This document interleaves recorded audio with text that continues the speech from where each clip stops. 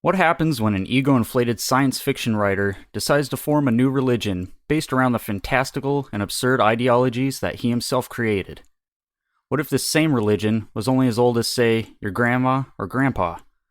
Well then, my friends, you get the absolutely bonkers religion known as Scientology.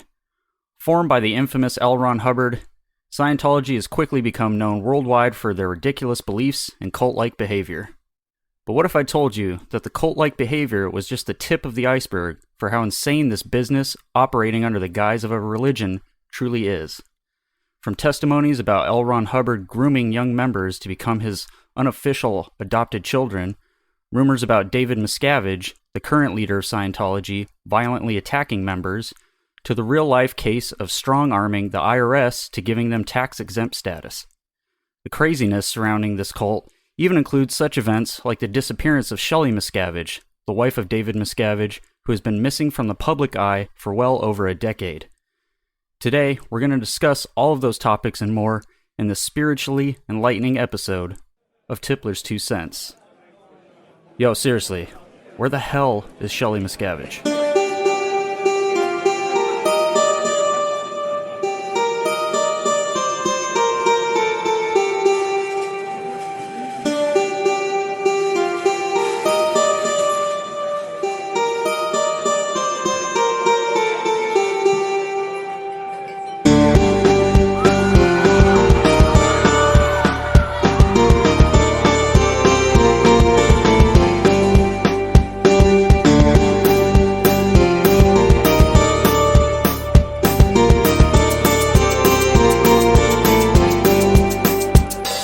Hello, drinkers and thinkers, and welcome back to another exciting episode of Tipler's 2 Cents. I am your host and creator, Chris Walters, and joining me as always is our co-host and co-creator, the indentulous one himself, Sean Knox. Hey, what's up, everybody? It's Sean Knox, and imagine if I fucking sounded like that. Just because I don't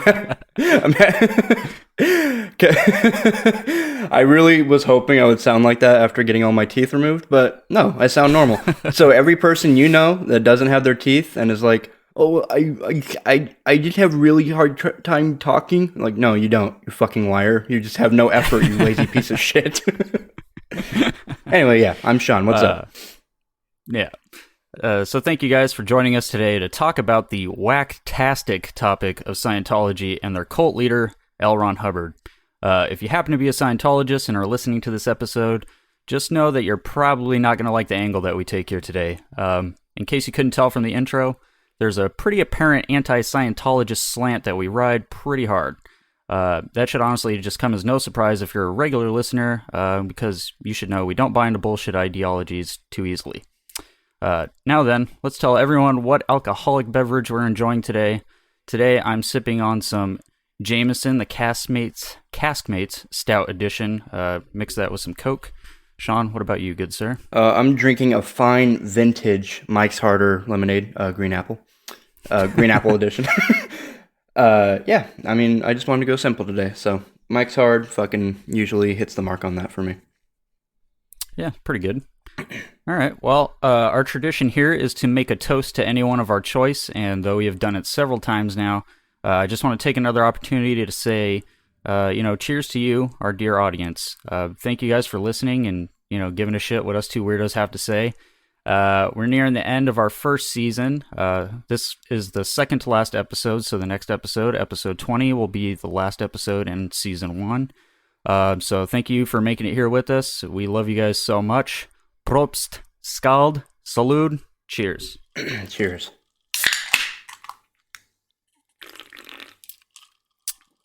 That tastes like a felony. All right, guys. We have a lot to cover here today, so let's go ahead and start the show. In order to fully understand Scientology, we need to understand the man who founded and created it. So without further ado, let's jump right into our first topic of today. L. Ron, the Intergalactic Space Lord, Hubbard.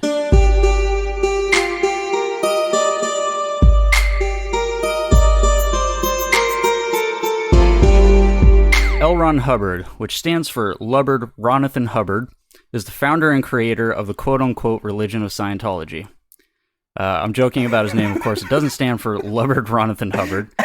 No, what it actually stands for is LaShawn Rontheratrix Hubbardius, and he was born in the South Bronx as a young African-American boy, growing up in a hard-knocks life of crime and gang-related violence. He also went by El Ron when he ran with a primarily Mexican gang in his later years, and it was the El Ron, in fact. Yeah, of course that's how I'm sorry, I was trying so hard to be quiet, but the fucking LaShawn Rontheratrix Hubbardius. Yeah. In case you couldn't tell, that is absolutely not true. No, L. Ron Hubbard actually stands for Lafayette Ronald Hubbard, and that one I'm not making up. That's his real full name. He's also a white guy, by the way, so, just so there's no confusion. But anyway, L. Ron Hubbard was, in fact, the founder and creator of Scientology, but what he did before that is equally important. So that's where we're going to start with the L-Dog today. Before he became a cult leader and before he became a deity-type figure in thousands of delusional people's eyes. But not so far back that we're going to cover his whole life. I don't think it's very important how he grew up necessarily. So the first point in L. Ron's life that we're going to cover is his years attending university, where it seems a lot of his thought processes and truth gymnastics began. So back in 1932, L. Ron dropped out of George Washington University after only attending the college for 2 years from 1930 to 1932. While there, he studied engineering, becoming a member of Pi Theta Xi, the engineering fraternity, and also formed the GW Gliders Club, which was a group for students with an interest in aviation. More interestingly, though, was Hubbard's involvement as an assistant editor for The Nugget, which was the name of the college newsletter at the time.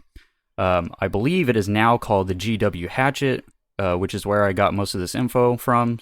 So don't quote me on that, as I couldn't find any confirmation of that anywhere. But I did find the GW Hatchet to be a well-accredited source. So anyway, as an assistant editor, Hubbard was supposed to help with the reporting of the news, but instead used the platform to peddle his early science fiction works. His first story, titled Tah, T-A-H, was published in the Hatchet as well as many others, which apparently included an award-winning story titled The God Smiles. So, even here in his early years, you can see he's clearly a gifted writer who can sell compelling works of science fiction. So, as you're listening and you're scratching your heads wondering, how the hell did people fall for all of this stuff? Just think of it like this. What if somebody had created a self-help group and used that as its platform to recruit people, promising things like spiritual enlightenment and mental clarity, and then this same group centered its religious beliefs around Star Wars? Can't tell me that it wouldn't be just as successful as Scientology. And I know a ton of people who'd probably rather believe in Jedis than some of the shit that that these guys believe in. So honestly, George Lucas, you missed your chance to invent a whole ass religion. Yeah, honestly, it gets to the point where it's not really that far off the mark. Even most of these fan bases like Star Wars or Lord of the Rings and stuff like that, they still kind of do that, but it's just people know that this is fiction, but a lot of people let these identify them a lot by doing cosplay and stuff. It just doesn't fall this deep as fucking L. Ron wanted to make it fall into, which... Yeah, absolutely. But more seriously, that's pretty much exactly what L. Ron does. But back on topic, another interesting bit of information from this time spent at George Washington University is that he also spent some time experimenting with a device known as a Koenig photometer. A Koenig photometer is a device that is used to measure sound vibrations. Now, remember this because it is going to play a little bit into a Scientology device that we're going to talk about later on. Now, the rest of this information comes directly from lronhubbard.org, which I'm sure is written by some Scientologist nutjob, but I figured, let's be fair and do the same thing we did with the Flat Earth episode. Let's pull information from their sites too. So, anyway, during these years at university, L. Ron is also supposed to have accomplished all sorts of great feats, majoring in engineering, specifically finite energies, whatever the fuck that is, as well as being the first class in nuclear physics and joining the Marine Corps Reserves. Now, mind you, this man was around 1920 at the time. Not saying that, any of this is impossible, just, it's pretty amazing to accomplish in just 2 years at a university at only 19 years old. Short clips on the site go on to describe numerous times he supposedly went head on with professors and even the dean, challenging their ideals and the sciences he allegedly had found a fault in. He's just such an amazing guy, like just truly a genius, right? Well, two things. One, all this info is gathered from the L. Ron site, yes. But the kicker is that all this info is pulled from short video clips based off of the voice recordings from L. Ron himself. So, Get the fuck out of here. Yeah, a little bit of a biased source, I would say. Thing number two is there are legal government documents that reveal this all to be false. In 1963, the FDA, Food and Drug Administration, investigated L. Ron and the church for some reasons that I'll mention later on, but they released what they found over their 8-year-long investigation. Some documents revealed how well L. Ron Hubbard actually performed while he attended George Washington University. His final grades were as follows: B, D, C, A, not so bad, F, F, B, D, F.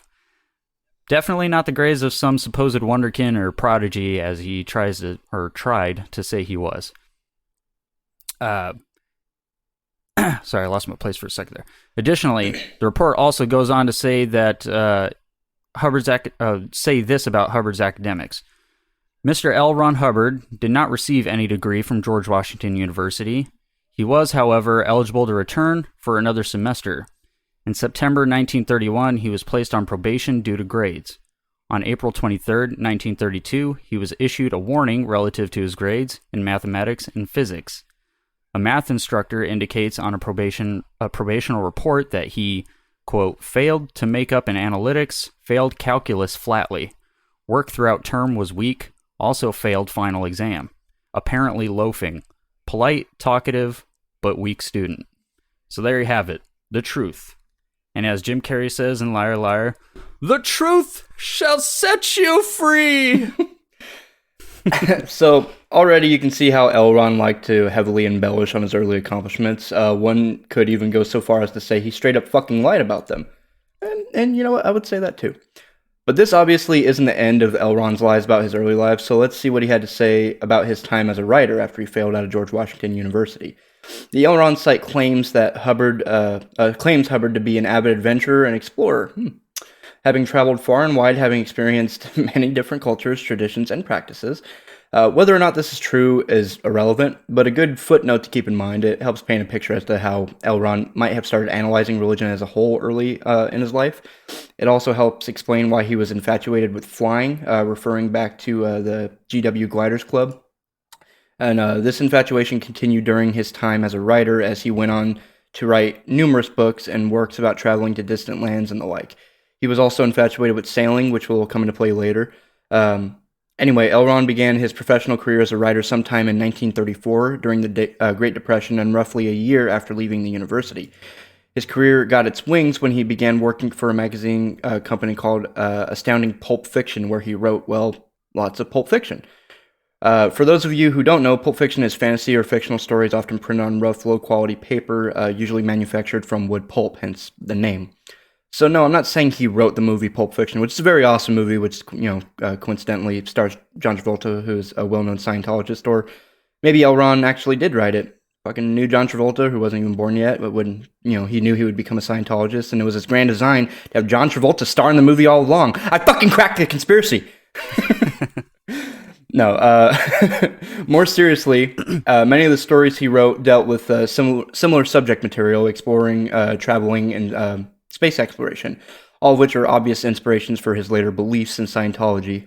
Fun little side note, actually, Hubbard actually holds the Guinness World Record for the most number of published works by a single author at 1,084. Fuck me, that's a lot of... That's a lot. Yeah, just to give this fucking idiot some credit, that's a lot of work that he put into it, you know what I mean? But anyway, the first of which was published in February 1934, and the last one being in March 2006. That is at least one thing that L. Ron actually did, and we can actually prove he did it. Luckily, L. Ron doesn't make too many exaggerated claims based on his years as a writer, at least not from what we gathered on the website. However, one thing that was found was interesting was something L. Ron said in one of the clips on the site. The clip in question is titled, quote, "Living the Stories," and it's basically covering how L. Ron would go out and actually do the things he wrote about. Funny enough, he appears to contradict himself in the clip. Throughout the video, L. Ron is describing what it takes to assume all these careers and skills he had to do to write about them. And at about a minute in, he says this, and I'm quoting, "And you decide you know all about being a sawyer now. You'd better be a feller." Something of that sort. So you'd tell some tales. You'd have to be awfully slippery, to be able to do this, because it means you've got to acquire professional skill while walking up to the manager and then exhibit it after being hired. Makes for a quick study, end quote. Our takeaway from that statement is, the man lied about a lot of shit he said he knew in order to get most of these jobs. So even if he did do some of these jobs, he lied about a lot of the others. Or at least, lied about having the knowledge or experience to do them. Either way, he admitted himself to be a con man with a knack of conjuring up a lie on the quick. It's honestly amazing that this is something posted up on the site as some sort of inspiring fun fact about him. It just goes to show how bland and ignorant Scientologists choose to be. The man is quite literally calling himself a fucking con artist, telling you this, to your face, and you still choose to think of him as some sort of prophet or messiah. Fucking ridiculous. And please go to the site. It's lronhubbard.org. That's, LRON Hubbard, HUBBARD.org. And watch the clip for yourself. We took nothing out of context and quoted L. Ron fucking verbatim. These are 100% his words I quoted. But anyway, the overall takeaway from L. Ron's career as a writer is to acknowledge two major points. One, he was an accomplished science fiction writer, which directly relates to the beliefs he later teaches in Scientology. And two, he was capable of cranking out publishable literature at a quick pace, meaning he was not only a skilled writer, but could dish it out like fucking nothing. And this is, this is very important to note. I would say it goes pretty hand in hand with the fact that he could spin a lie at the drop of a hat. He was a quick thinker, charismatic, and a skilled fable teller. All the necessary tools to become a cult leader. Yeah, it's like, I'm shocked that just knowing this information, knowing that, all of his years spent at the university didn't actually go the way he talked about, and then the fact that he's a science fiction writer, that right there would be enough for me to just walk away from this religion, if you can even call it that. But that would be enough right there. Once I heard that, I'd be like, I'm done here. I don't even care what you guys have to say. The grades can be proven, and he is a proven science fiction writer. That'd be enough for me to be like, okay, I'm not going to be part of this. Right. But, all right, moving along. Let's examine his time in the Navy, which started shortly after his time as a writer. According to the site, after just having gone on some expeditions and voyages with the Explorers Club, L. Ron Hubbard received a Master of Stream and Motor Vessels license from the U.S. Bureau of Marine Inspection and Navigation on December 17th, 1940. On March 29th, 1941, he earned his Master of Sails Vessels license for any ocean. Nothing we could find disprove these claims, so we'll just have to assume this to be true. Surely this helped steer him towards enlisting in the Navy just 3 months later. Now, the site obviously paints the picture that he was some glimmering example of a model war veteran, but of course, that isn't really the case. In fact, there's a documented event in which L. Ron commanded a U.S. Navy subchaser known as the USS PC-815 and open-fired on a log he had mistaken for an enemy vessel while off the coast of Oregon. As he would tell the story, he had actually successfully sunk 2 Japanese submarines. Yeah, nice lie there, buddy. I'm no expert on World War II military vessels and what they look like, but I think most people can make the distinction between a log and a submarine. Not only that, though, he also dropped most of his depth charges, which are bombs for deep sea deployment, on underwater magnetic rocks. So this guy just clearly did not know what the fuck he was doing. Just because you can steer a boat doesn't necessarily mean you can command a military war vessel. But, case in point again, here we are catching L. Ron Hubbard fabricating events to his benefit, and Scientologists just eating that shit up. Nom nom nom nom nom. L. Ron's biggest fuck up, and the one that led to the end of Hubbard's short and mistake-riddled command of the USS PC-815, or 815, came on June 28th, 1943, when he opened fire on a Mexican island without orders or reason to do so. What the fuck? Yeah, and literally everything I could find, it just never explained like why he fucking opened fire on these people. Mexico was an ally, and this was obviously an unwarranted attack, and was a huge misstep for L. Ron. Following this event, L. Ron was relieved from command effective July 7th, 1943. But the lies about this time in his service doesn't end here. Years later, L. Ron would falsely spread that he had been partially blinded and crippled in the war, but that practices developed within Scientology had cured him. Fuck's sake. The reality is that L. Ron had never received any such injuries. In fact, the only injuries he received during this time in the Navy was mild arthritis and conjunctivitis, which, for those of you that don't know, that is the medical term for pink eye.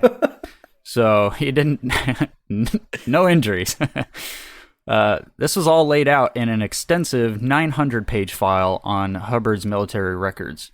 Can we all, just collectively agree, for just on this alone, that this man was kind of a bag of shit? Because lying about your education and career is one thing, but lying about injuries that you received while you're in the military is just a whole nother level of fucked up. Yeah. Because to me, it's absolutely atrocious. It's so fucking insulting to the real heroes that risk their lives and bodies for our country and sustain real-life injuries for it. He took some of that glory for himself, and he should be ashamed. And just for that alone, fuck you, L. Ron. And conversely, a huge thank you to those of you that, do or have served. And with that said, here's an additional toast to our service members. Thank you for your service. Cheers. Cheers.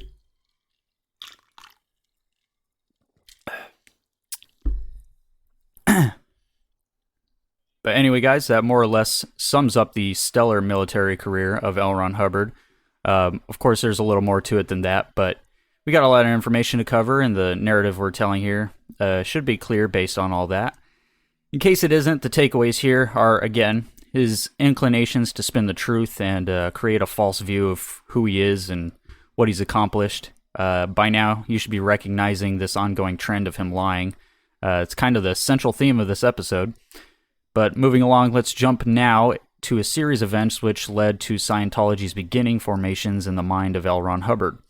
And that started after the war, when he moved to L.A. and met Jack Parsons, and more importantly, Parsons' girlfriend of the time, Sarah Northrup. So as Chris mentioned, L. Ron found himself in L.A. after the war ended. Shortly thereafter, he became acquainted with another interesting figure named Jack Parsons. Equally interesting person, by the way. Maybe one day we'll get a chance to revisit him. But the important part of L. Ron's meeting with Jack Parsons is that it also led him to the meeting of Sarah Northrup, Jack's girlfriend. Hubbard eventually ran off with Sarah and developed something of a horrific infatuation with her. It's made all the more disturbing later on. Hubbard and Scientology would both outright refuse to acknowledge that there was ever a relationship between them.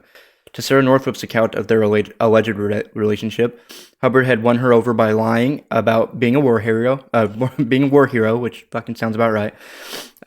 He told her he had survived an attack on his ship which sank the vessel. What a fucking cunt. I'm sorry. Oh, god damn it. Forcing him to endure a 2-week-long voyage on a raft where he suffered a broken back and blinding from overexposure to the sun. Oh, boo-woo. She believed him at the time, and he would always walk with a silver cane and wear dark sunglasses, even in dimly lit rooms. Fucking Jesus Christ. She had always acquainted this as a necessity of his injuries, and, we all know that was fucking false. One day after an argument, Hubbard claimed he would kill himself if Sarah wouldn't marry him, worried that he was telling the truth, and she gave in and married him. Like a fucking idiot! You could have saved us all a lot of trouble if you would have just let the man fucking kill himself. Like, boom! Right there. Problem solved. No Scientology or dumbass fucking Dianetics. For real, though. We do not condone suicide. It's just a joke. You can put down your fucking torches and pitchforks. But in L. Ron Hubbard's case, or fucking, there's plenty of people. L. Ron Hubbard, fucking Stalin, Hitler, suicide. Yeah. Easy. Early on, suicide. I mean, Hitler kind of hit the mark, but like if he did it, I was like, he did do but that. If he did it earlier, that would have solved a lot of shit. Anyway, as crazy as that was, his lunacy didn't stop there. One night, as Sarah lay asleep and Hubbard stayed awake typing, Sarah suddenly found him hitting her upside the head with a fucking 45 pistol. I don't know why. But according to Hubbard, Sarah was smiling in her sleep, and he was convinced that she must be dreaming of another man. Which, to be fair, I've done this. I've hit fucking Brittany over the head so many times with a 45. And, dude, like, she never smiles. You know what I mean? Like, when she's around me, she just doesn't smile. Like, I don't find a direct connection with that. So I'm like, you know what? If she's smiling in her sleep, must be about another man. Of course, I don't do that. I don't hit women. If you hit women, you're a cunt. Terrified, of course, Sarah fled the house and ran hopelessly across the nearby frozen lake. She recalled that Hubbard had always said that he would kill her rather than let her leave him. Which,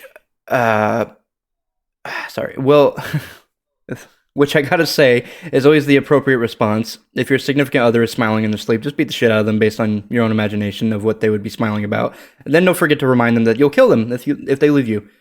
Fucking everyone knows that's how you keep a marriage alive and healthy. Jesus Christ. This dude, Chris, this dude was such a fucking pile of shit.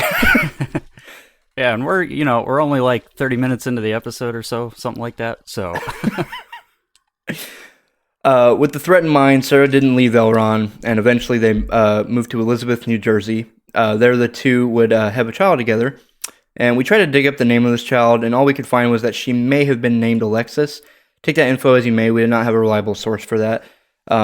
Honestly, after the events that happened, she might have changed her name as an adult, or stuff like that. Yeah, and that's what I think. There might have been some sort of like case of wanting to maintain anonymity.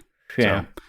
So after the birth of their child, L. Ron began his work on writing his famous pseudoscience, Dianetics, the Modern Science of Mental Health, in 1950. This would become the foundation of Scientology, and a topic we'll explain in more detail in just a little bit. Excuse me. Following his creation of Dianetics, Sarah became concerned about Hubbard's mental state and threatened to leave him if he did not seek professional help. In retaliation, Hubbard instead kidnapped their baby and fled to Cuba. Again, dude, everything this guy does just makes sense, you know what I mean? Fucking asshole. He then began to play very sick and twisted mind games with Sarah. One day he called Sarah and told her that he had chopped up the baby into tiny pieces, tossed him into the river, and that it was all her fault. Fuck's sake. Then he would call her again and tell Sarah that the baby was actually still alive, and that he would do this continuously for an unspecified amount of time. What a fucking sick fuck. Eventually, Hubbard returned to the U.S., and Sarah somehow convinced him to agree to a divorce, as well as giving Sarah full custody of the child. Based on that testimony, do we really need to say any more about this guy's mental state? And just a sidebar, for my own clarity, like, him eventually agreeing to this is probably because he realized that, oh, you know what, taking care of a kid is too much fucking work, so I don't want to do it. Like most fucking deadbeat piece of shit dads. And that was actually one of the things, too, is that while he was in Cuba, he kind of realized he didn't have the necessary means to care for the child. So he ended up putting the child in the care of, like, some woman and, like, her mentally challenged daughter or something like that. And it was just obviously not ideal situations for a child. I think even if L. Ron was kind of a crazy bastard, he still had a little bit of a heart and realized, like, dude, I can't do this. Just gonna go back, give the child back. Yeah. So at least on that end, I guess he ended up doing the right thing instead of actually fucking killing the kid or something like that. But anyway, funny enough, in the HBO documentary Going Clear, Scientology and the Prison of Belief, they say that L. Ron had actually sent a letter to the VA hospital at one point asking for help with his mental state. Unfortunately, for whatever reason, they never answered him, but even, he was starting to question himself. It's just unfortunate that he never got the help he needed. On a side note, I have to say that Scientology and the Prison of Belief is probably my least favorite Harry Potter movie. Yeah, I don't really like that one either. No, seriously though, it's a good documentary, and I'll talk about it more at the end of the show. But now it's time to finally start talking about L. Ron and the start of Scientology. My other least favorite Harry Potter film. Can you imagine? Elrond and the start of Scientology. Holy fuck. All right, I'm done, I swear. Anyway, let's go ahead and take a brief detour to talk about Dianetics, L. Ron Hubbard's base science for Scientology.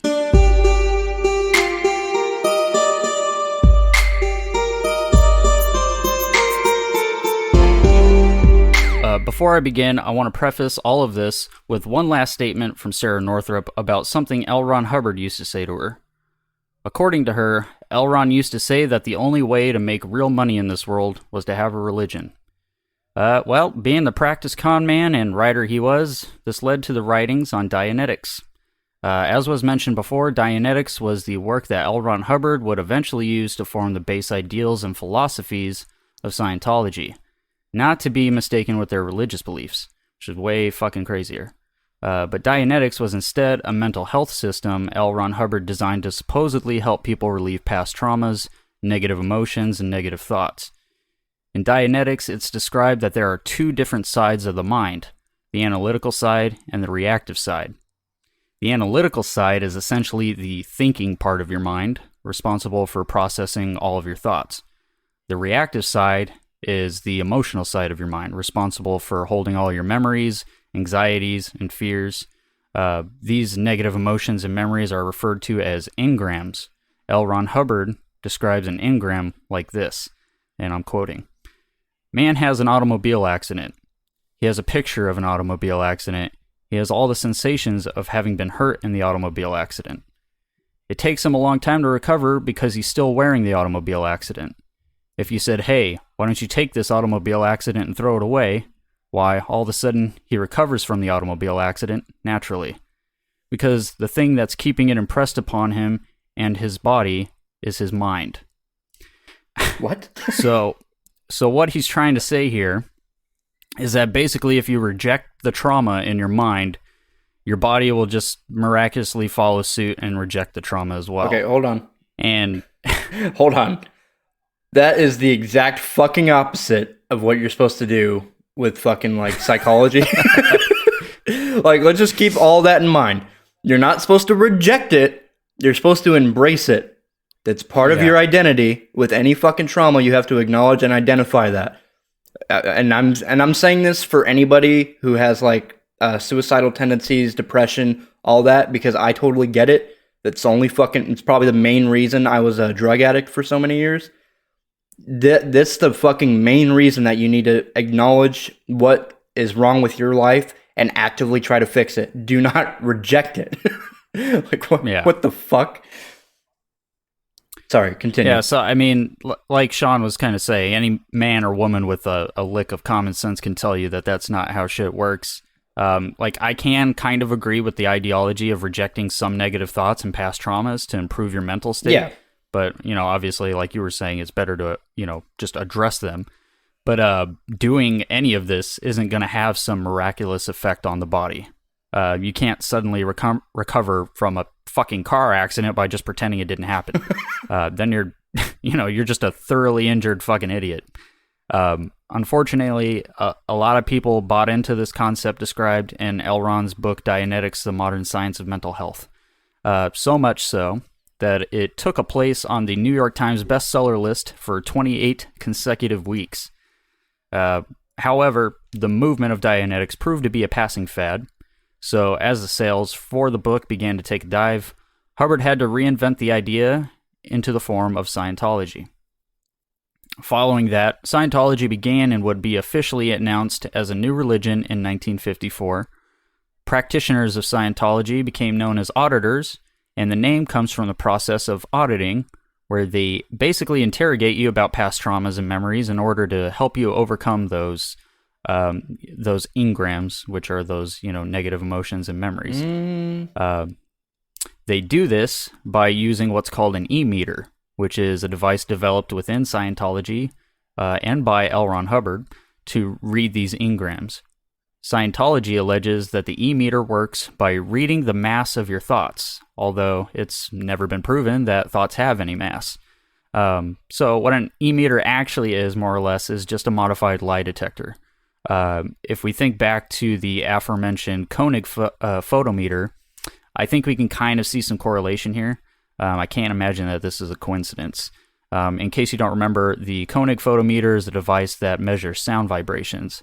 So what I think he might have done is just kind of marry the two ideas of a lie detector and a Koenig photometer to create something like the E-meter. Yeah, well, it also kind of sounds like he's getting dirt on him, doesn't it?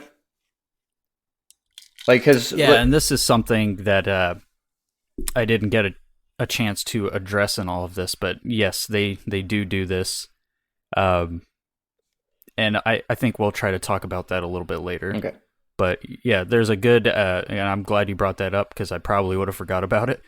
But yes, there is a good use to having people, tell you fucking all their things darkest that happen secrets, to them, bad things. Yeah.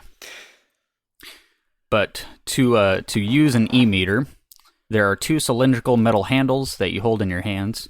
Both the handles have wires that are connected to them with like little clamps, and then they connect back to the main device, which houses the meter. Supposedly, the device sends a current through your body, and as your mental mass increases, so does your resistance to the current. This is what they would use to read what comes across as an engram when they ask you their questions. But it's basically just a fucking lie detector. It works exactly the same way. There's no advanced engineering here or anything. Like, it works the exact same fucking way. You would get the same results from doing a lie detector. And I'm just making sure to point this out because this is the beginning part here. And, like, this is how so many people get roped into Scientology. They get you in, you do an auditing session, and they lead you to believe that they helped you through all these negative suppressed emotions. And after that, they got their hooks in you, and before you know it, you're a fucking part of this cult. But the process they've instilled is what keeps people coming back. They developed a chart that led up to the status known as clear. Achieving this clear status in Scientology is basically the first big milestone one wants to accomplish. Reaching the status of clear is supposedly when one has erased all of the engrams or negative memories and emotions from their mind, supposedly allowing them to think and understand everything without the burden of emotion. Basically, just allowing them to use that analytical side of their mind and not their reactive. Which would be great, but we all know that also that, that's not possible. Yeah. The kicker, though, is that to achieve clear, one has to undergo multiple auditing sessions, and I mean multiple auditing sessions, and complete all sorts of other Scientology assignments, which includes just like all sorts of education documents that you have to fill out and read and basically do all sorts of studying. And all of these are paired with a nice little price tag that you have to pay before you can move on to the next level. So, boom. Hubbard figured out how to get his religion started and how to get people to pay for it. And, it doesn't stop there, of course, but we can at least see how he got his religion started and how he developed a plan to make them pay for it. But, that covers a decent base of, like, what Dianetics is. So let's hop back to finish up talking about L. Ron Hubbard, and then we'll go deeper into Scientology and how much fucking crazier this all gets.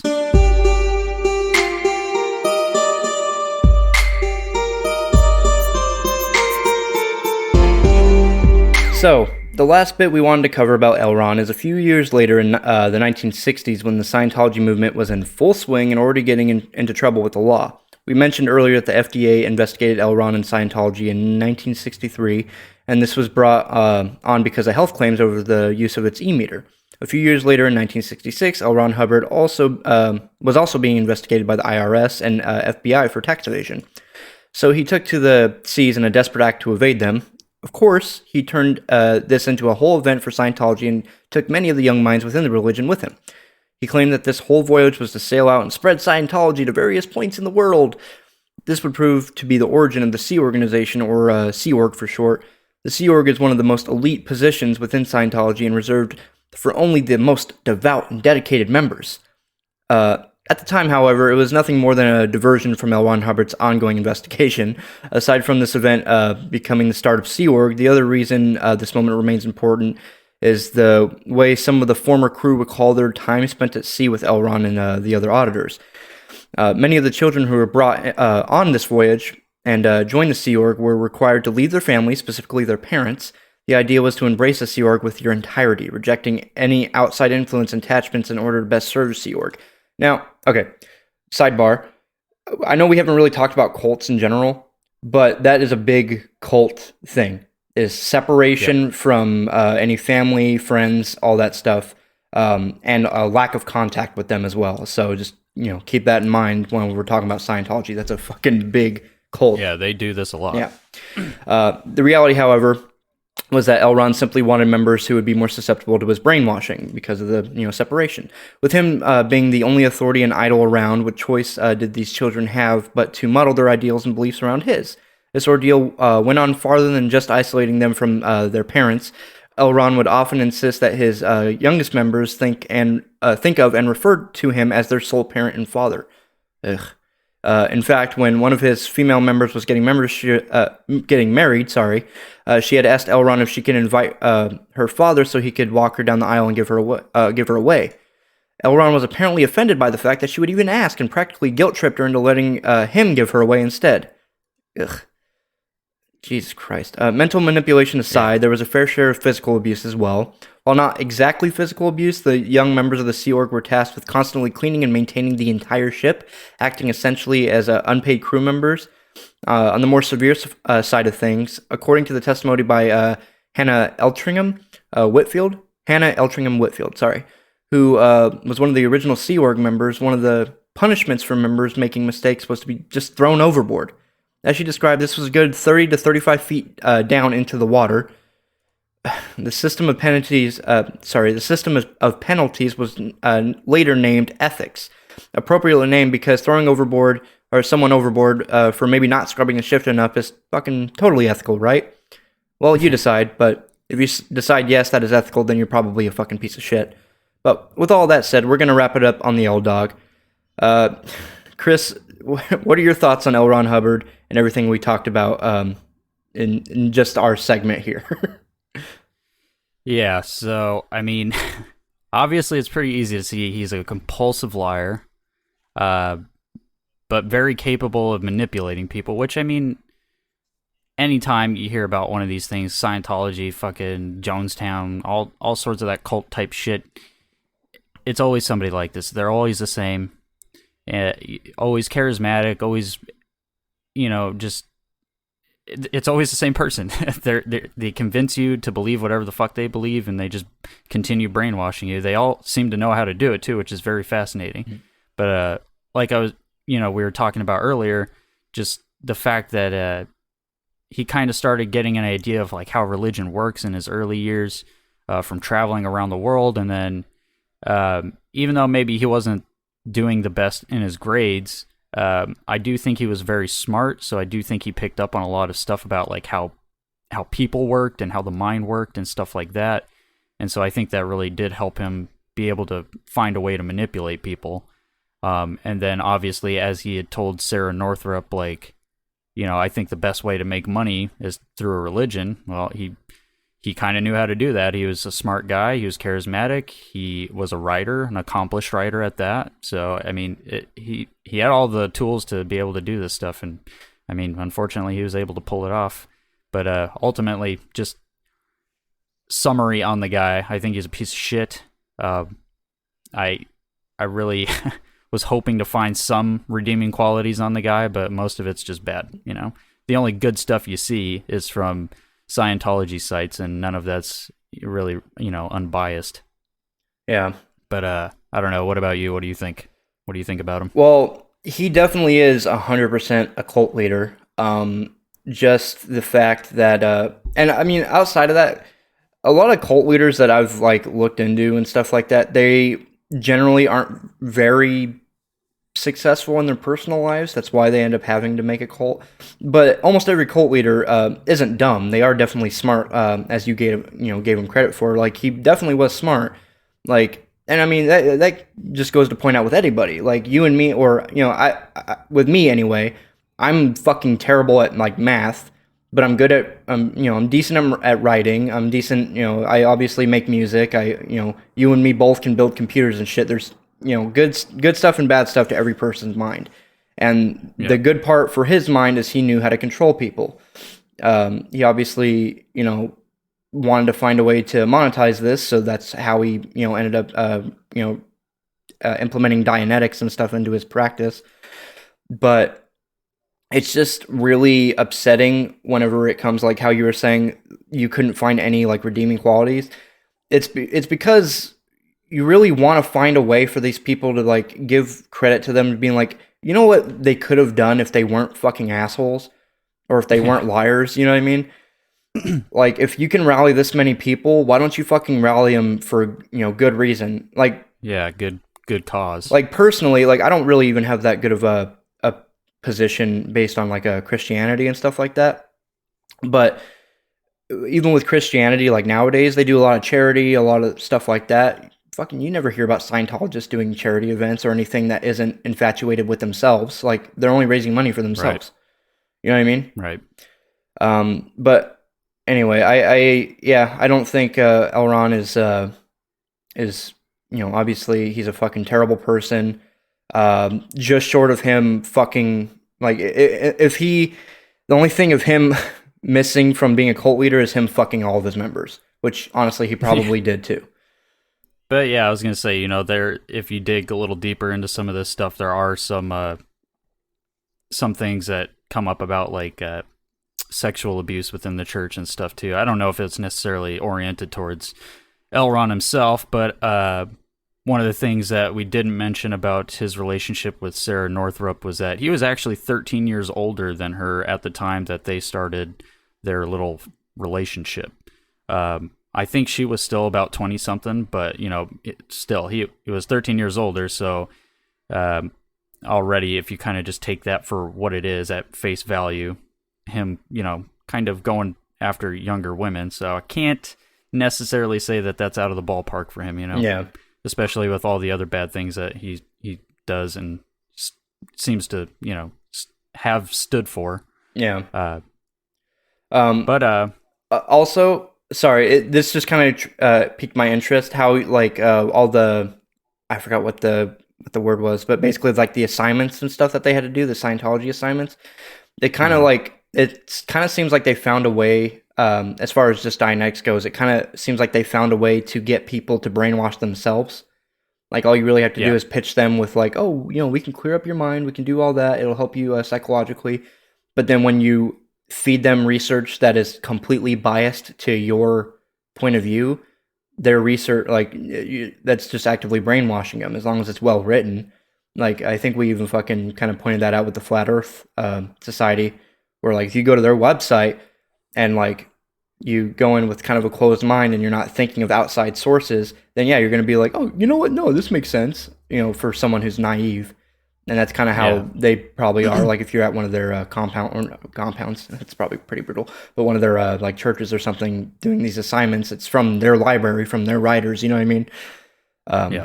Yeah, and they actually teach you in Scientology to not basically acknowledge anything that is said about Scientology outside of somebody within Scientology. Yeah. So all former members, don't listen to them. Anybody else, like reporters, doesn't matter what their credits are, what kind of merits they have. You can't believe a single thing you read on the internet. You're not even supposed to look up anything about Scientology on the internet if you're in Scientology. So if you're listening to this and you're a Scientologist, you're going to be in trouble. You better get out of there. Well, now that we understand the man behind Scientology and a little bit about how it all got started, let's cover the bizarre beliefs of their religion, as well as more claims of violence and abuse within the church. But first, it's time for... Tippler's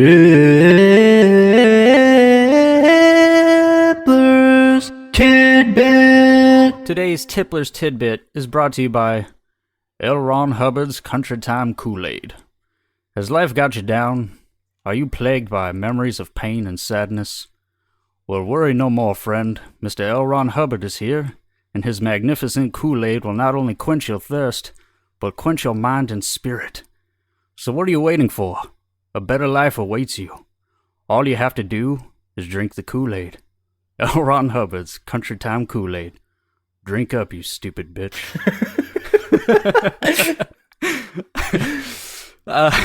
Of course, that is not our sponsor. But if you would like to hear your company's name here, feel free to reach out to us at tippler's2centspodcast@gmail.com, and maybe we can make it happen. Anyway, today's Tippler's tidbit is this.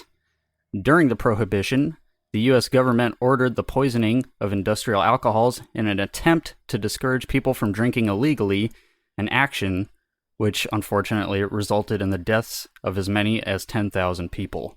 And this is according to an article from Slate.com. Holy fuck. If that is true, that is fucking horrible. I do trust Slate.com. Their sources seem reliable, so yeah, that's awful. Yeah. But anyway, guys, this is your Tippler's Tidbit. Tippler's Tidbit. All right. Are you all ready to learn more about the cult nut jobs who have the audacity of calling their religion Scientology? I sure am. Let's go ahead and get right into it.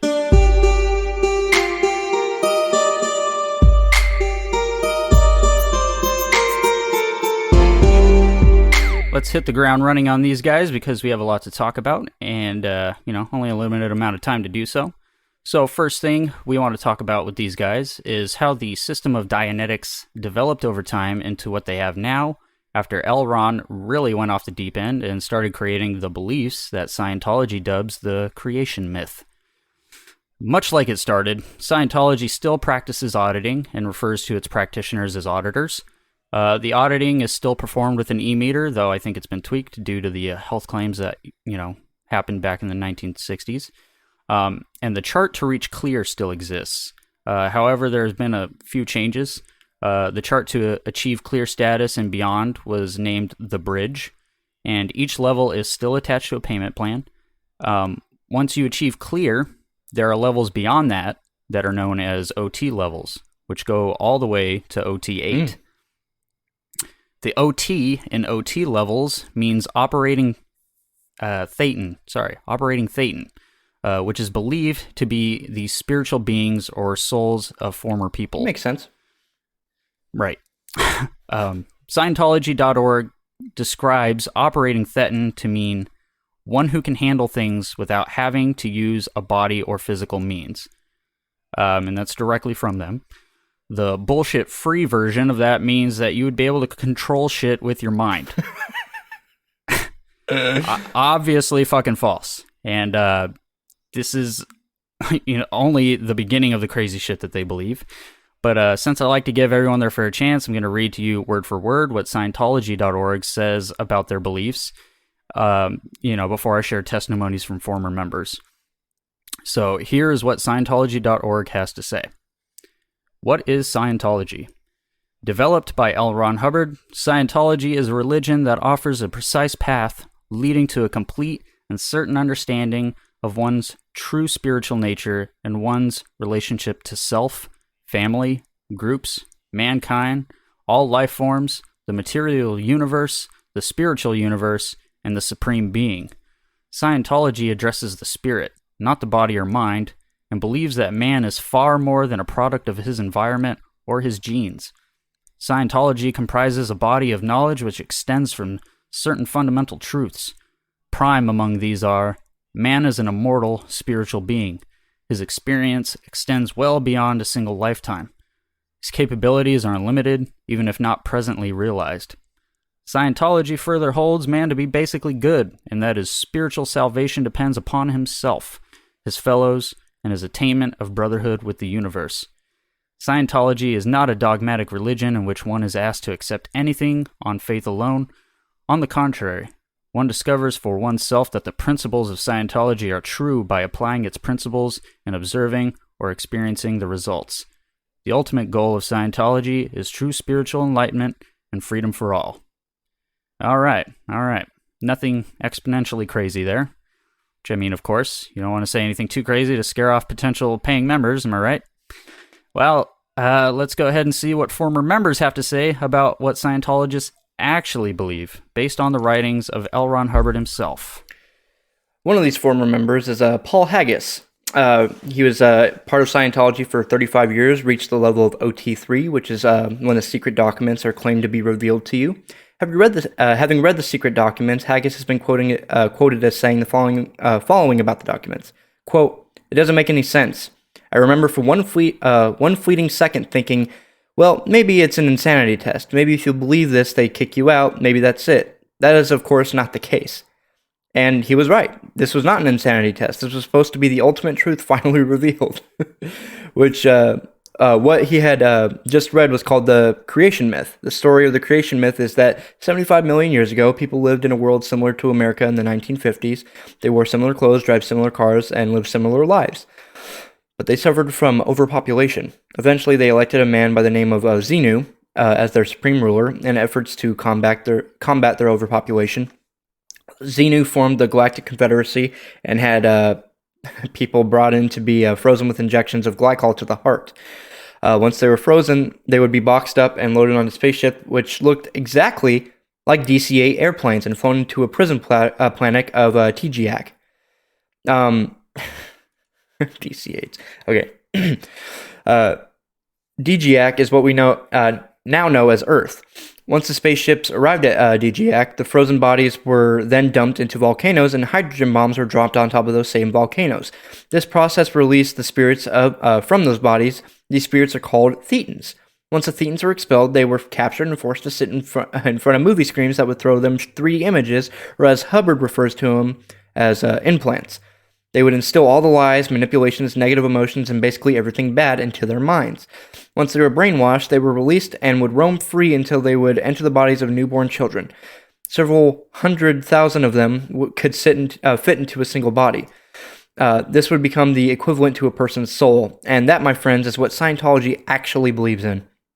Maybe not all of them, not truly, but that does sound. But does that sound anything like what Scientology.org says about itself?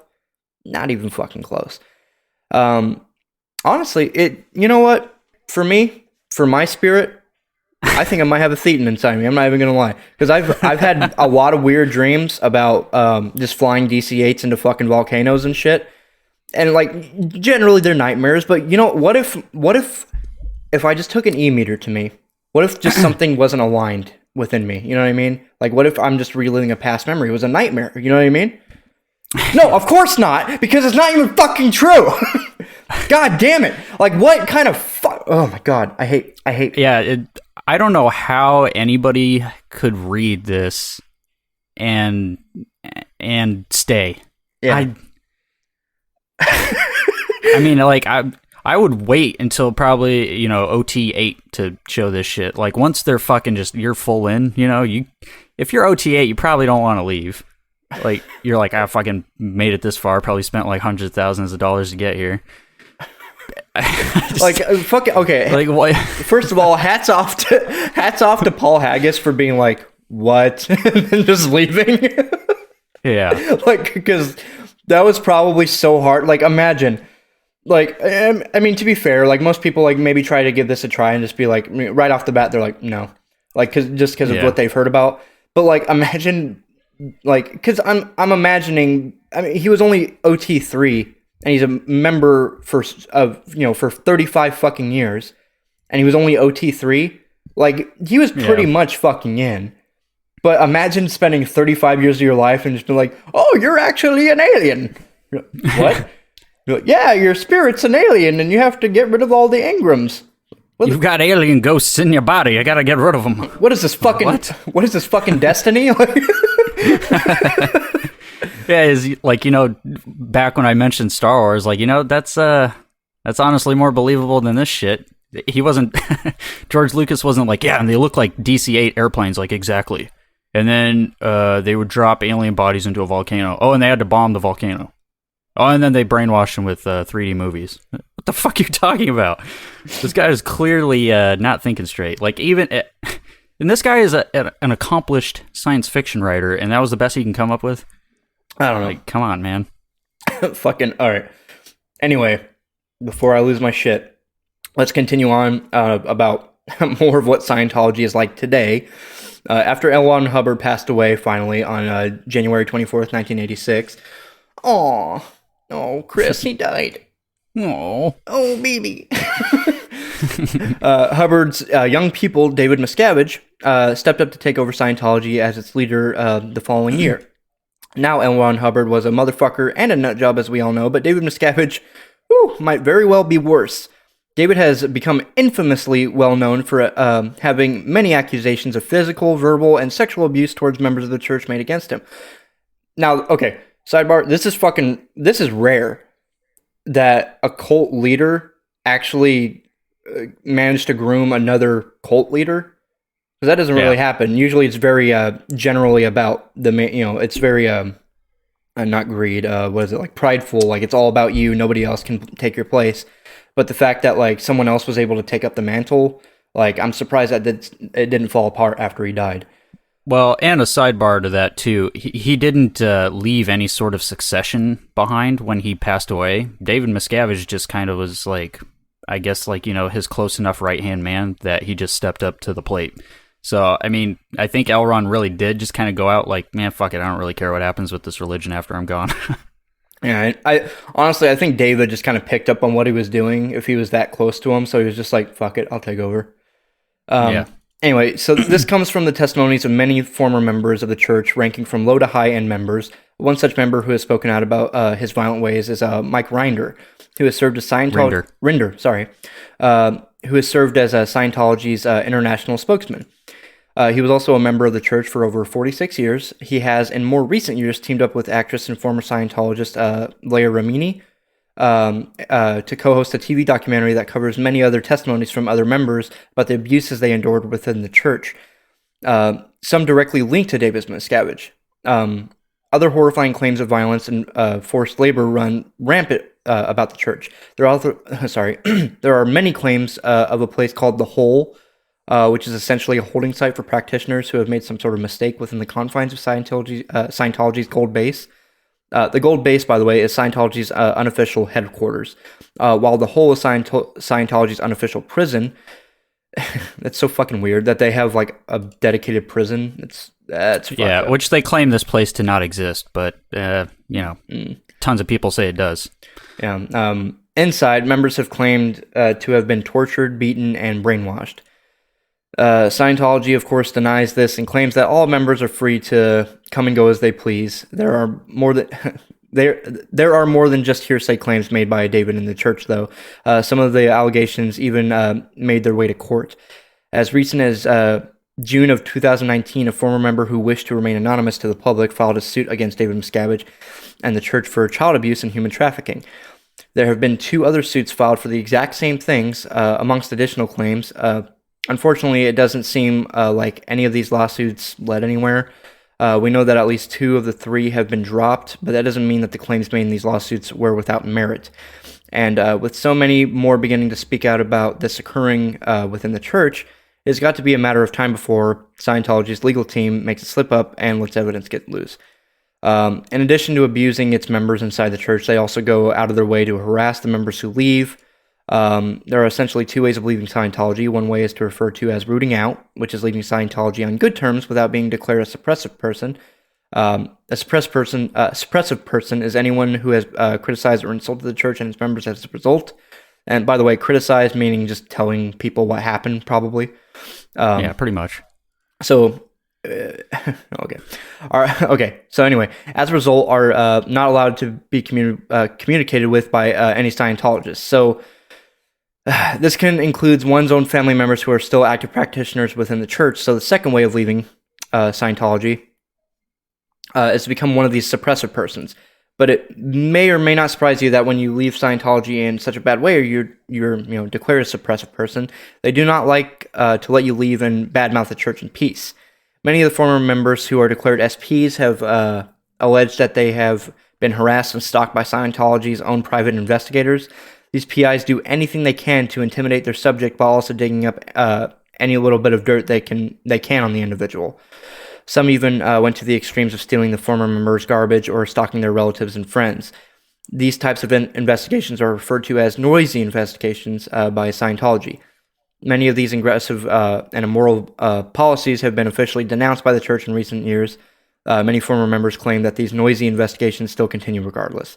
Which, yeah, they probably guaranteed still fucking do this. If you watch any of the like current documentaries or shows or anything about this stuff, all of them say it's still happening. Like they just do it for, you know, to keep out of legal trouble, obviously. But I mean, all of these policies and stuff like that, the noisy investigations, all come from L. Ron Hubbard and his teachings and stuff. So I can't imagine that they're just gonna reject what their fucking, you know, founder believed in that they should do. Yeah, what their fucking basically messiah taught them. But yeah, even on good terms, that's very upsetting. That like if you're there with your whole family, or like, you know, like if it was like if it was me and Chris, and Chris decided to leave, I was still in the church, they would tell me never to talk to him again, and vice versa. Like Chris would never be able to talk to me again if I remained in the church, and that's the good way of leaving. And Chris would have to not fucking say bad shit about the church ever. He would just have to keep his mouth shut. Yeah, and one of the things about that routing out process, which is, like I said, what he said, leaving the church on good terms, it's not a quick process. It's very lengthy. They basically try to convince you to stay there. And one of the biggest things about it is, just like with the auditing, which we didn't get to mention, but with the auditing sessions, they're recorded. All of these are recorded, so they basically have all this dirt on you. And they do the same thing with the exit interview. They record it. They basically ask you all these questions, kind of giving them legal grounds to dismiss anything bad you say about Scientology. You know, they'll be like, were you ever mistreated here? No. Were you ever held against your will? No. Everything was great here for you. You have to be like, yes. And then they let you go. So it also, and like I said, it just also takes all this time. And they have this fee that you have to pay back all of the shit that they did for you, basically, which it like numbers in the hundreds of thousands of dollars for some people. So no matter how you leave Scientology, it's not good. You can leave as a suppressive person, never get talked to again. You can do it the right way, still probably won't get talked to again by, you know, the former members, and you'll just be out thousands of dollars. So honestly, if you want out, just get the fuck out. Yeah, just leave. Don't try to fucking...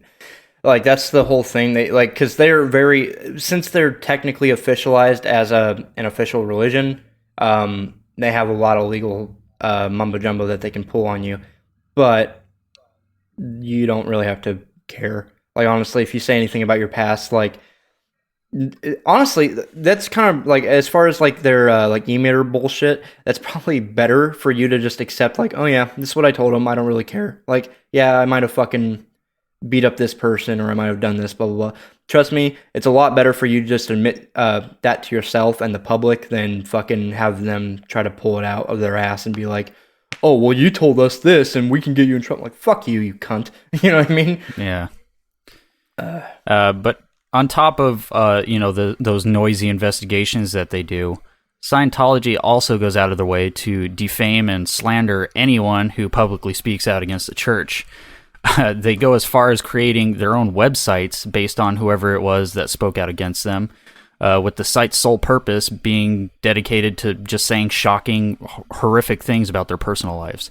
Mike Rinder, for example, who we talked about earlier, has one of these sites made about him, and I had the pleasure of visiting it during my time researching the episode. The site lambasts him as a wife beater and a chronic liar, a father who abandoned his children, one of whom had cancer, and they try to act like he knew about this, never said anything to the family, covered it up, just all sorts of horrible accusations. And I mean, even if all of this were true, what kind of church does this kind of shit? What sort of religious organization stoops down to this kind of a level? You know, like, your opinions on the truth but behind the accusations aside, this is in no way an appropriate, you know, behavior for a church. To me, it like almost helps people like Mike Rinder in the way that it shows that Scientology will, in fact, attack its former members. But when Scientology isn't busy harassing its members or former members, they're usually harassing somebody else. In one such case, Scientology and the IRS went head-to-head over the issue of granting the church tax-exempt status. a major milestone for any formally recognized religion. And, let's be honest, any business that could get away with it, because why wouldn't you want to not pay taxes? This feud lasted for years, literally one of the longest running tax disputes in American history. The IRS initially had granted Scientology tax-exempt status back in 1957 when the church was still in its infancy, but it was inevitably revoked in 1967 after IRS investigations concluded that the church's activities were commercial in nature and to the direct benefit of L. Ron Hubbard. This was also probably due to the fact that a certain someone didn't like paying his taxes. Since L. Ron insisted that Scientology was a valid religion and deserved to be tax exempt, he naturally refused to pay taxes, tallying up a bill with the IRS for well over $1 billion. Holy fuck. Yeah, nowhere close to the value of the church and its assets at the time.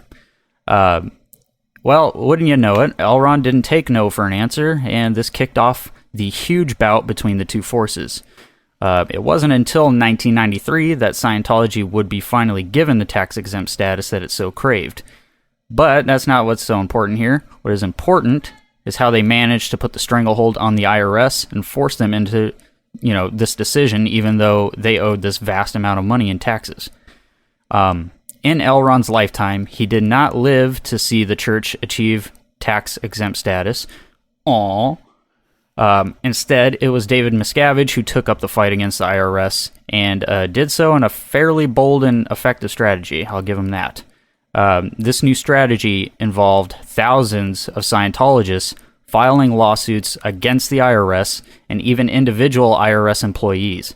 As many as 2,400 total lawsuits were all being filed against the IRS at the exact same time. Fuck. The lawsuits were suing them over every little thing possible, anything to make them appear bad to the public or cause investigations into criminal activity. Not only this, Scientology also used their own magazine, Freedom Magazine, to publish numerous and plentiful articles with the sole purpose of slandering the IRS, similar to how they do now with, suppressive persons. Anything they could basically do to injure the image of the IRS, they would do it. Eventually, these efforts proved effective, and negotiations between the IRS and the Church of Scientology started taking place. After agreeing to drop all their lawsuits and refrain from further slandering the IRS in their magazine, Scientology finally won the war, as David Miscavige would describe it. On October 1st, 1993, at 8:37 p.m. Eastern Standard Time, the IRS granted Scientology and all of its organizations tax-exempt status. They also completely waived the $1 billion tax bill that Scientology owed in back taxes. And that, my friends, is the power and strength of one man with too much money, people, and resources. This guy took on the IRS and won, a feat that not many can claim, and a feat that I'm not sure many should claim. And that it is really horrifying, honestly, that they muscled down a government agency into a very high dollar buyout, pretty much.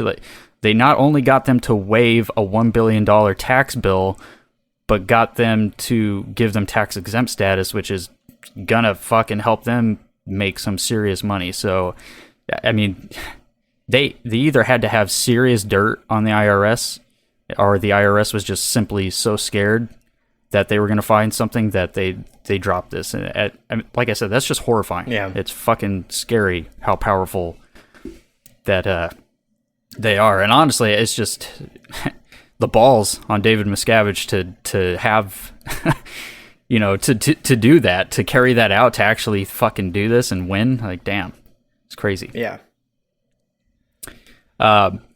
So the last thing we're going to talk about here today is an incident which could be considered quite alarming. I am, of course, referring to the case of Shelley Miscavige, David Miscavige's wife. You see, Shelley Miscavige used to be a prominent figure in Scientology, always standing side by side with her husband during speeches, social events, etc. But since August 2007, no one has seen her publicly, which is incredibly strange.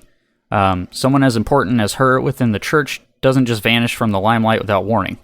Quite frankly, no one really does. So, this has, of course, caused a large stir in the anti-Scientology community, and I can't say I blame them.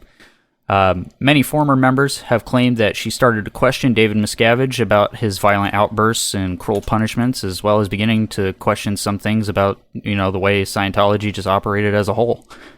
According to those same former members, this was around the same time that she disappeared. People got so concerned, in fact, that 2 missing persons claims were made about her. One came from the aforementioned Leah Remini, who filed the missing persons case after having many attempts to contact Shelley, and they were met with failure. Remini claims that her and Shelley were very close friends, and that it was very much unlike Shelley to not communicate with her after such a long time. As with the lawsuits towards the church, these missing person cases led nowhere.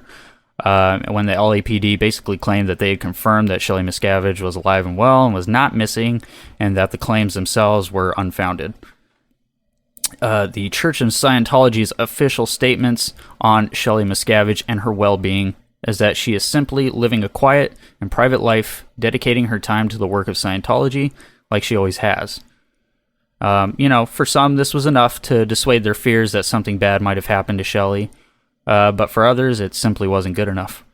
With Scientology having an estimated worth of over $1.2 billion, it's not a far stretch to theorize that just maybe someone might have been paid off to keep quiet. And many fear that Shelley may in fact still be alive, but being held against her will, perhaps inside the hole on the Gold Base in California. So, Sean, what do you think about all that? I know we weren't able to go into explicit details, but just based off of that, what I've laid out here, what do you think might have happened to Shelley Miscavige? Oh, she was 100% fucking murdered. There's no fucking way, bro. And see, it's important to remember, just after I had just talked about what happened with the IRS, there's no way you can't think that there's a possibility that they probably just shut the fuck up or we'll do the same thing to you. Like when the LAPD comes knocking on their door. Or in fact, they could probably have already paid off the LAPD. They have their own, the Gold Base is huge. It's 520 square miles. No shit. And it's all gated off. It's like a military compound. It's insane. Okay, well. So yeah, I'm best case scenario, they told her to shut the fuck up and gave her an opportunity to change her name, move on with her life some other way. Or, which is the way that I'm guessing happened, they just murdered her. Because there's no fucking way. Okay, they've gone out of their way to point out or defame or slander other people. But at this point, who the fuck stays this scared after 10 years and doesn't say anything? You know what I mean? Fucking within 6 months, I would have been fuck this place. Even if they did threaten me, I'd be all right, I'm going to go to the nearest paper, and fucking just tell them my story and all that good shit. I would have been no, you know what? Fuck this place. I'm going to fucking destroy them. But well, see, that's the thing about this Gold Base. Like I was saying, it's all gated off. It's basically a military compound. And according to a lot of these former members, there are basically security there that are specifically detailed to capturing people who are trying to get out. Yeah. They're called pursuit teams. So if you're not allowed to leave and you're trying to leave, they will literally, by force, take you back and be like, hey, what the fuck are you doing? Why are you trying to get out? And so, I mean, I don't know. I'm sure she would have liked to escape or tried to, but just met with failure if she's not, like you said, if she's not fucking dead. Yeah, I don't know. I hate cults. And you know what? I don't really fucking care at this point. If you're a Scientologist and you're listening to this episode, I am sorry that this is upsetting to you, but grow the fuck up. Grow up. You're a part of a fucking cult, 100%, and everything that's been told to you has been told to you through the fucking church. And it's upsetting. Yeah, you wasted a lot of your fucking time on this, but just grow up. Fucking, why? Why the fuck is it so hard to just do your own goddamn research before you fucking get into something? I get back in the day, people have that joined 20 plus years ago. I get it. I really hope that people in our generation isn't joining though, because Chris is how old are you now? Like 27, 28? Yeah. Yep, 27. Be 28 in like 2 months. Yeah, and I'm 23. So people in our generation, millennials in general, I'm hoping don't get fucking recruited that easily. Just because like our whole generation is all about like, hey, fucking be careful, because like the whole Me Too movement, like all that kind of stuff, like it really points out like people aren't fucking nice. Like you better watch out for yourself, and that goes for fucking cults too. Like even when people are nice to me, I'm generally paranoid, which probably isn't a good aspect of me, but I don't want to fucking I don't want to be recruited. You know what I mean? Yeah. So hopefully soon, I mean, we have to wait for everybody there to basically age out and die, but but like I'm hopefully that this fucking religion doesn't just keep going and get to strong arm fucking more government agencies, or have just unsolved fucking probable murders about people that nobody wants to look into for some fucking reason, probably because it's just like, no, well, we already bought them, so it's fine, we're not gonna look into it if we already own the fucking police. Yeah, I mean, the sad reality, though, is that with this being a $1.2 billion company, and this was just based off of information gathered in 2014, so, I mean, we're talking 6 years ago. Yeah. This is when they were worth $1.2 billion. Who knows what they're worth now? They're not going away. They've structured themselves so well that they have just all sorts of legal teams. And this place is a business. It really is. It's just a business, as well as a cult. They use the cult-like, brainwashing tactic to get these people in. They don't pay them nearly anything to be there. So most of these people get paid like 50 cents an hour or a day or something like that. Well, they probably do.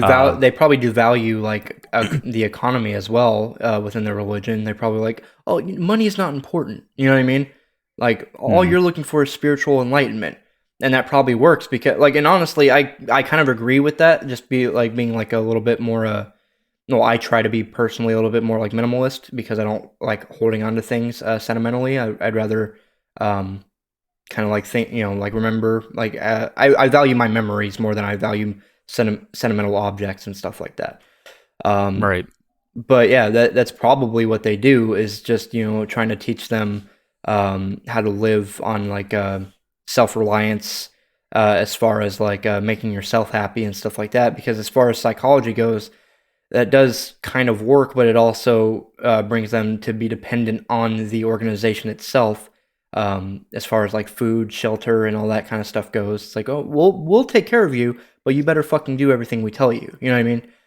Yeah. Well, and that's one of the other problems too, is like, how I was saying, they don't get paid hardly shit for being there doing the stuff that they do for this business. But they also are like pretty much all members are expected to donate just tons of money to this place. Yeah. Just make donations, and that's just like part of your thing. And if you don't, you get, in trouble for it. You get reprimanded and probably get sent to the fucking hole for not donating enough. Like, I know there was this one guy saying he donated like up to $35,000 and they were still asking him for more. Yeah. And it's just like, most people like I don't fucking have enough to fucking throw $35,000 at anything. Right. So yeah, like you were saying, they kind of just fucking make you dependent on them while giving you the illusion that you're being independent, but you're not. You're being brainwashed, man. Mm-hmm. And yeah, like like just point in case, I don't think this place is going away. They've got their members brainwashed into paying them all sorts of money. They have real estate everywhere. Like, did you actually know that there is a Scientology establishment here in Phoenix? No. Are you fucking kidding me? Yeah, it was actually somewhere downtown. I don't know if it's downtown, but somewhere in Phoenix, like more towards your area. I wanted to go down there and like just drive by the building and see it, but yeah, I was like, bro, I want to go. Crazy that there's one here. I want to go in. Like, what the fuck? Dude, I don't give a shit. I don't want to do that. Fuck that. No, I don't give a I fuck. don't feel like having anybody fucking stalk me or some shit. I don't care. Like, what dirt do they have on me that I haven't already fucking said on this show? They're like, did you know he jerks off to porn every day? They're like, yeah, he said that like episode 1. Did you know that he showed his dick to a gay man for drugs? Like, yeah, he said that this episode. You're like, well, fuck. He really acknowledges that he's a piece of shit. It's like, yeah, he knows. Like, what the fuck do you have on him? Anyway, now that we've covered today's topics, it's time to talk about movies and media surrounding these topics in our segment, Tipplers Take Two. Come on. So what's holding everything up here? Art department. So the grips are holding us back? All right, try that take one more time. 1 second. Okay, quiet on the set. Tipplers Take Two. Hey, Mark. Action! All right. So, Going Clear, Scientology and the Prison of Belief is a documentary that I didn't watch because I was too fucking lazy during this writing. But Chris can tell you all about it. He honestly, I've just from the little bit that I've talked to him about the documentaries that he watched seem to have been a lot of bring a lot of clarity to outside like a third person view into Scientology. So why don't you go ahead and tell us about Going Clear? Yeah, so this one, you have to buy it. It's like you can do it from HBO, their streaming service, or the way I watched it was on Prime. It was like $5. But it's from back in like 2014 or something like that, 2016. And I'm pretty sure this won a couple of awards. It's really good, really well done. And yeah, a lot of the information that's in this episode is stuff that, I pulled from there. Because all of their sources are pretty reliable. I even went and checked into a couple of the people that were giving the testimonies just to make sure they weren't paid actors. Paul Haggis, who we mentioned, he is in the film industry, but he was a Scientologist. So, there are a couple of people who pop up in there. And the only reason I noticed was just because the way they talk, actors and people who are in film have a certain gravitas to the way they talk. And you're like, you might be an actor. Yeah. But, They are Scientologists. All of them checked out, everything like that. Scientology fucking hates Paul Haggis. But it's ultimately a very good documentary.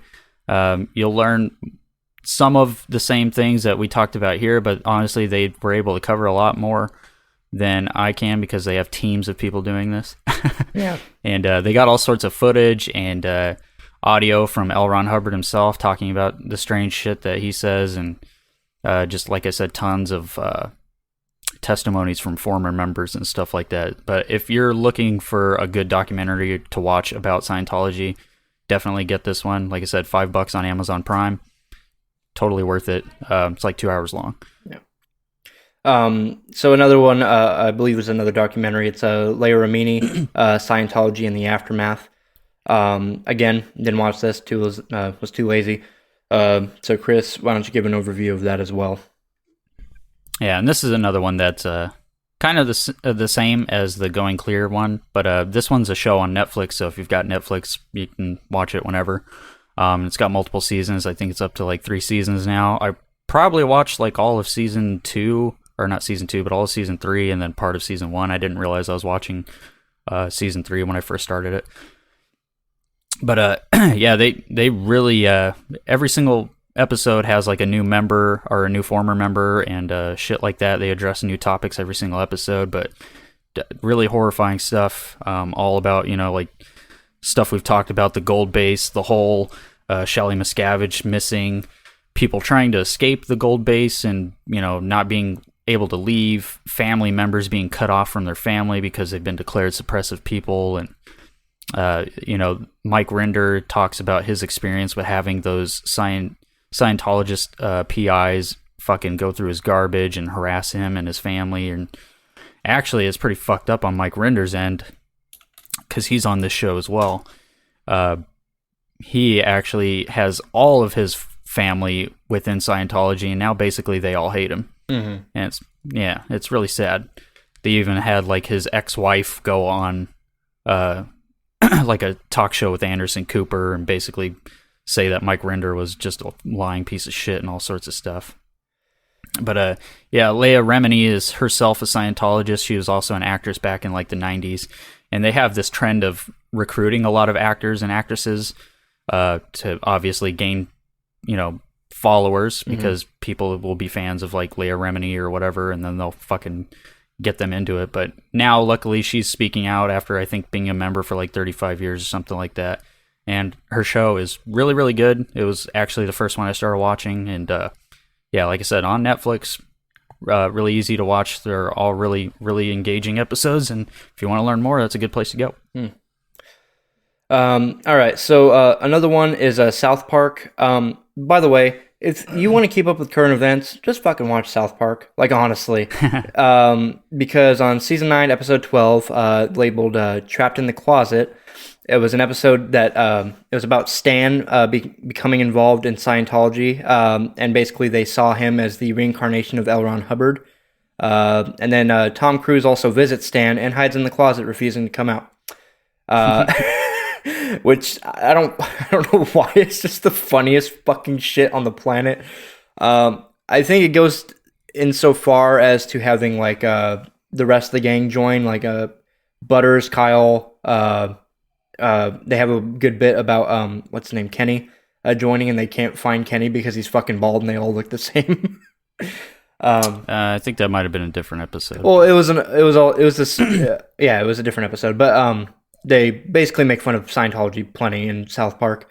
But yeah, they that whole episode that I was referencing, where the whole gang joins. I don't think they even call it Scientology. I think they're calling it something else in that episode.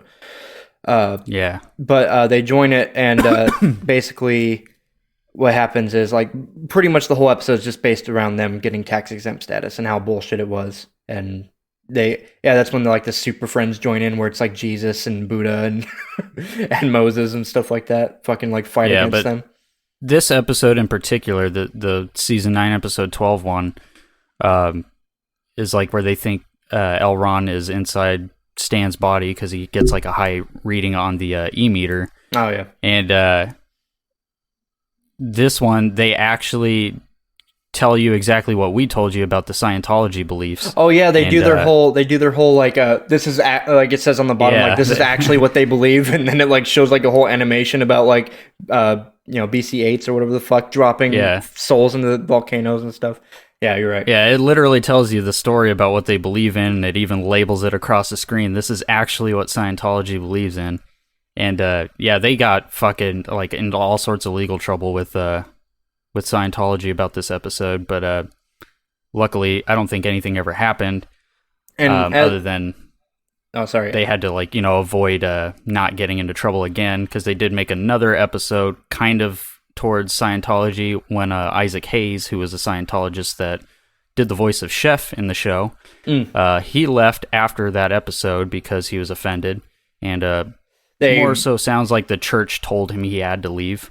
They also roasted the absolute fuck out of Isaac Hayes after that. Yeah, so they made kind of like a mock thing about the Super Adventure Club, and it was basically retelling the story of Scientology, but changing all the words and shit like that. And so it's pretty funny. So shout out to, I mean, they don't need a shout out, but they're probably one of my and Chris's biggest fucking heroes is Trey Parker and Matt Stone for making this show, just because we can reference them in almost every fucking episode that we have, because they've touched on just so many fucking things and so many different topics, right, and so many current events and stuff like that, and they're just so fucking good at it, especially making it a comedic turn. But yeah, as far as them making fun of Scientology, fucking keep doing it. Who gives a shit? Like, what the fuck are they gonna do to you? So anyway, just like the Flat Earth episode, we're also gonna take a break a little bit from referencing just movies and documentaries and stuff. We're gonna talk about exclusively celebrities, and the first one is Tom Cruise. We all know Tom Cruise as being the Vampire Lestat, being what the fuck, whatever his name is in Mission Impossible, and being 50 years old and still fucking breaking his ankle as being a stuntman. He's an incredible actor. However, he's a little bit crazy. As far as if you ever watch the video where he's on the Oprah Winfrey show, and he's just losing his fucking mind. So having someone who's a little bit off kilter and a little bit susceptible to being sensitive and emotionally, of course he would be joined in as a Scientologist. And I can't fucking imagine how much he pays in his fees, or if he pays anything at all, and they just use him as more of a marketing ploy. Yeah, he is one of their biggest assets. Like the lengths that they go through to keep Tom Cruise in Scientology and as like one of the big faces of Scientology is astounding. Like, yeah, I think it might have been in that Going Clear documentary. They explain how they basically got this lesser known actress and like dyed her hair and cut it and got her new clothes and all sorts of shit just to make her look like what Tom Cruise would want as a new girlfriend, to try and get him to break up with Nicole Kidman, because Nicole Kidman didn't really want to do anything, didn't want to have anything to do with Scientology. And she was kind of like pulling him away from it. So they were like, we have to get them to break up. So they fucking created this whole another like girlfriend for him and everything. It's just, it's insane that the lengths that they go to get him to stay. But I mean, yeah, he's without a doubt like their biggest face. And he's still an active member of Scientology. I do like him as an actor, regardless of him being in Scientology. Yeah. Like, we can always have differing opinions about our beliefs and stuff, like, fine. But I do like his work as an actor. It's just unfortunate that he uses his fame to, propel these fucking retards to new heights. If I'm not mistaken, him and this next actor we're going to reference as well also have status as OT8.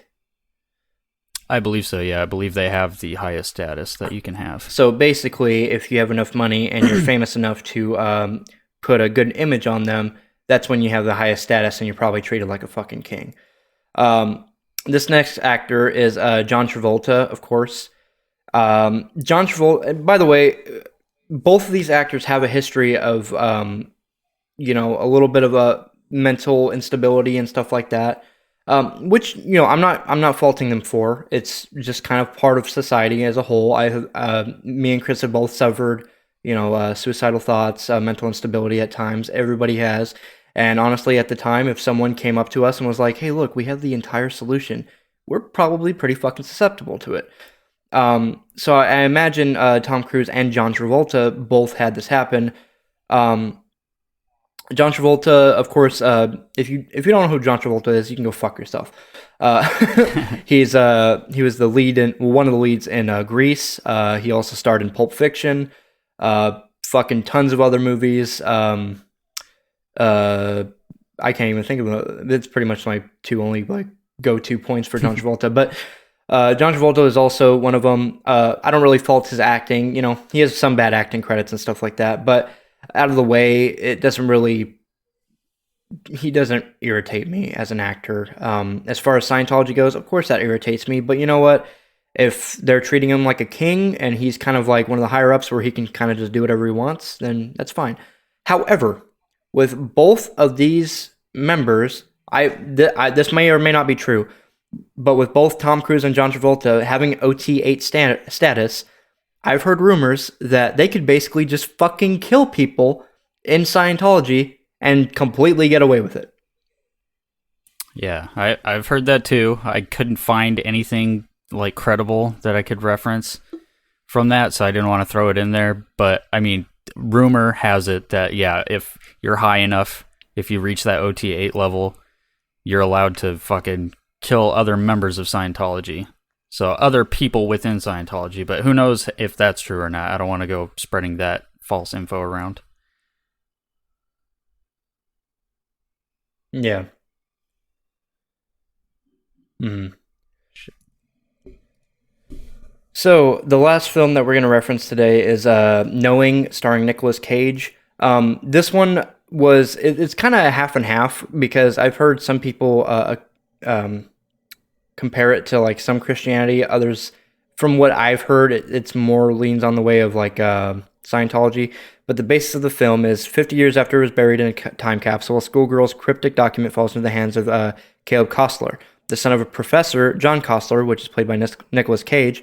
John figures out the encoded message accurately lists every major disaster from the past 5 decades and predicts 3 future calamities, one a global cataclysm. When his warnings fall on deaf ears, John enlists the help of a prophetic author's daughter and the granddaughter to try to avert the ultimate disaster.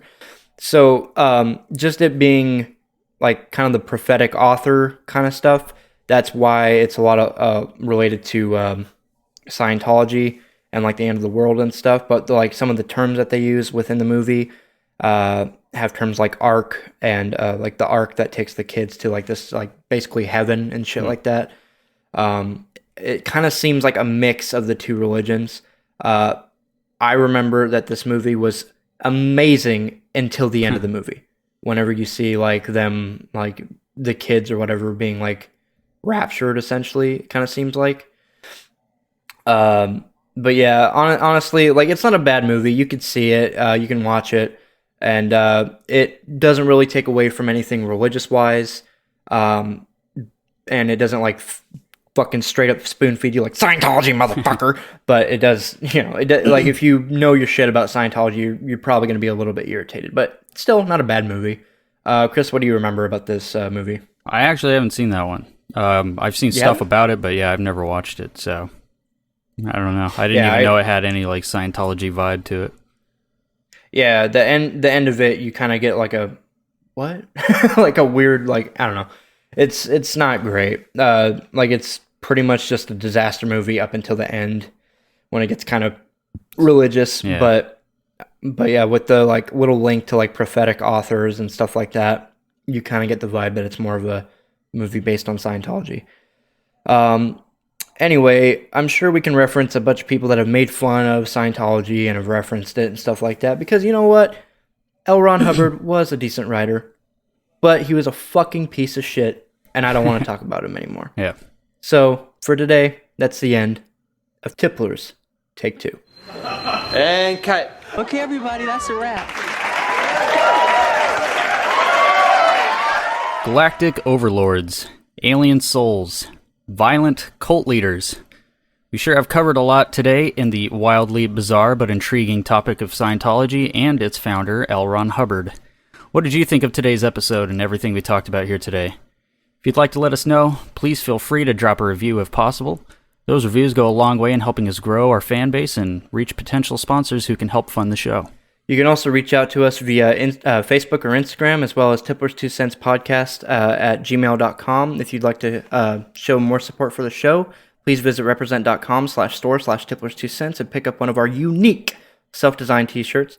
And as always, we encourage you to purchase the Save Our Children t-shirt, in which all the proceeds on our side are donated directly to the Child Rescue Coalition. The proceeds on all other shirts purchases help us fund the show. And before we completely wrap up, we have one big announcement to make. As we approach the end of our first season of Tipplers 2 Cents and look towards Season 2, we also have a whole new show that we are looking to start alongside Season 2. Season 1 will come to an end December 14th, and Season 2 will air January 4th when we return for the new year. This new show will air January 11th and will be called Cinematography, a show where Sean and I can go way more in-depth about movies and cinema as a whole, a subject which both Sean and myself are deeply passionate about. Cinematography episodes will air once a week, filling the gap between two Tipplers 2 Cents episodes, which will still air every 2 weeks. That'll give you non-stop content from your two favorite Tipplers. So please keep an eye out for that. We can't wait for you guys to hear the new show. Next week, we will be wrapping up our season with a special episode about Sean and I, as well as how we got started with the show and what it took to get there. As well as some other fun and interesting things.